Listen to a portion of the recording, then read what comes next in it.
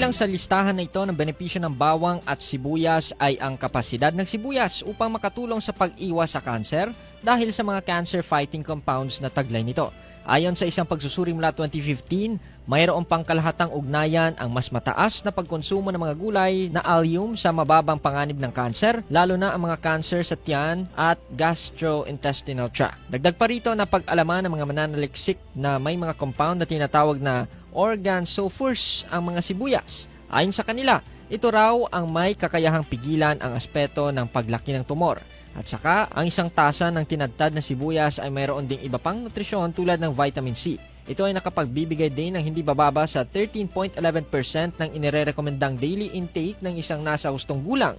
Bilang isang antioxidant, ang bitamina na ito ay nakatutulong na kontrahin ang pagbuo ng mga free radical compound na maaaring humantong sa kanser. Hindi rin maitatanggi ang iba't ibang benepisyo ng bawang at sibuyas sa iyong kalusugan. Kung kaya, huwag na magtumpik-tumpik pa at idagdag na ito sa ihahanda nyo ngayong linggo para sa inyong pamilya.